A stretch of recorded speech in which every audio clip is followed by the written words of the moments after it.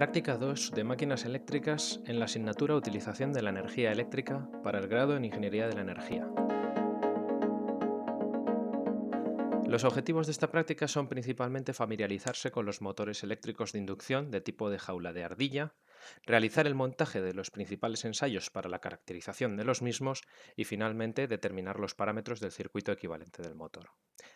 Previamente, hay unas advertencias y normas de seguridad que hay que cumplir en todo momento. Principalmente son asegurarse de que la bancada está totalmente desconectada de la red eléctrica antes de hacer manipulaciones en ella y no energizar la bancada del motor sin supervisión de un profesor autorizado.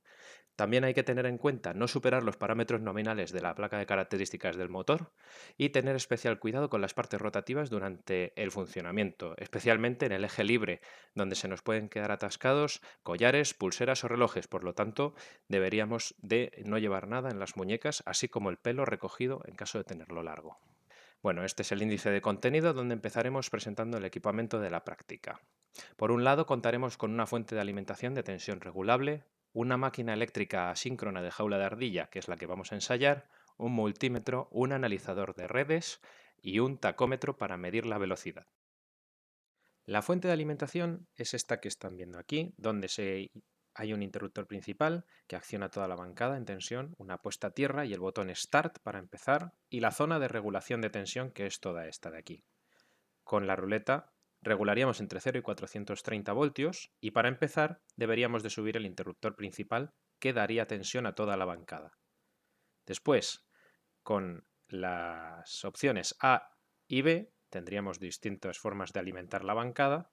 Accionaríamos el interruptor y lo pondríamos en posición ON y ya tendríamos tensión en L1, L2 y L3 y con la ruleta conseguiríamos el punto de tensión que quisiéramos. A la hora de parar, accionaríamos el botón Stop o la seta de emergencia en caso de problemas. El motor a ensayar es un motor asíncrono de jaula de ardilla cuya placa de características se muestra en la parte frontal. Esta placa de características muestra tanto detalles como del modelo, como de la tensión asignada, la corriente nominal, el factor de potencia y la potencia aparente nominal también de la máquina, la velocidad nominal de la máquina o la frecuencia de alimentación por el estator. Además, también se muestran características como el perfil IP de aislamiento. Este consta de un estator y de un rotor como el que estamos viendo y cuyas partes se unen por rodamientos que permiten que el rotor gire dentro de la máquina. Por otro lado, ahora se pueden observar la caja de bornas de la máquina que permite la conexión de los devanados V, U y W a través de los puntos de entrada y de salida. El motor ha de estar conectado en estrella, por lo que tanto las entradas o tanto las salidas deberán ir conectadas entre sí. Como vamos a mostrar, por ejemplo, un primer cable conectaría entre V y W y un segundo entre U y V. De esta forma ya estarían todos conectados y las otras bornas libres deberían ir a la fuente de alimentación. Los aparatos a utilizar durante la práctica son tres: un multímetro, un tacómetro y un analizador de redes. El multímetro lo podremos utilizar o bien para medir tensión o bien para medir la resistencia en el ensayo de corriente continua.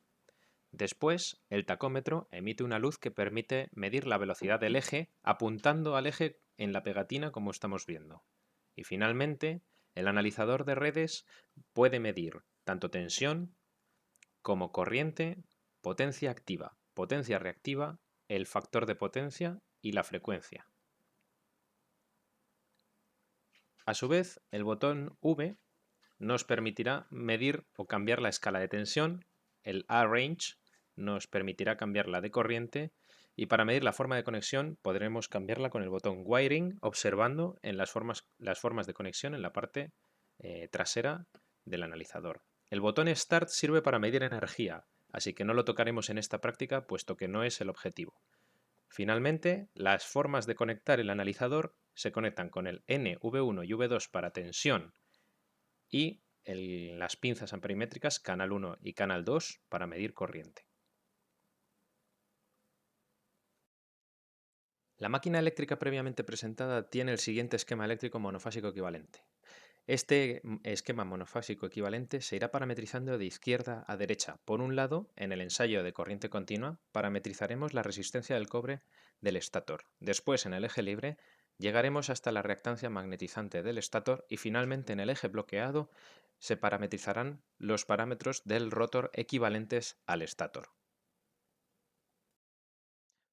El ensayo de corriente continua es el primero de los ensayos que deberemos de realizar para parametrizar la máquina eléctrica. Este ensayo se alimenta el motor en corriente continua, donde la derivada del flujo, bueno, el flujo es constante, entonces la derivada sería cero. La fuerza electromotriz inducida en el estator sería cero, por lo que toda esta parte de aquí del esquema equivalente no se vería y sería lo más similar a un cortocircuito, como se puede ver en la figura de la derecha.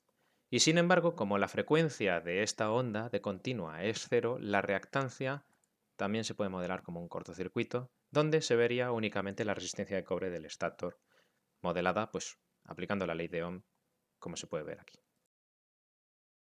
En la práctica este ensayo se realizará con el multímetro, que inyecta su propia batería y que mide su propia corriente, por lo que el valor de resistencia ya se dará en el display del propio aparato. Para ello hay que conectar entre los terminales de entrada y de salida del motor sin conectarlo a la red previamente.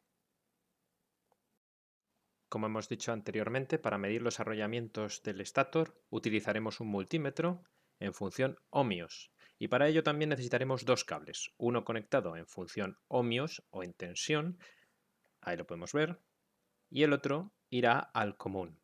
Después los otros dos terminales de ambos cables se conectarán tanto a la entrada como a la salida del devanado que queramos medir, cuya resistencia del cobre queramos medir. Por ejemplo, entre U2 y U1. En ese caso, el multímetro directamente nos da el valor de RCUS de ese devanado. Realizaremos la medida para los tres.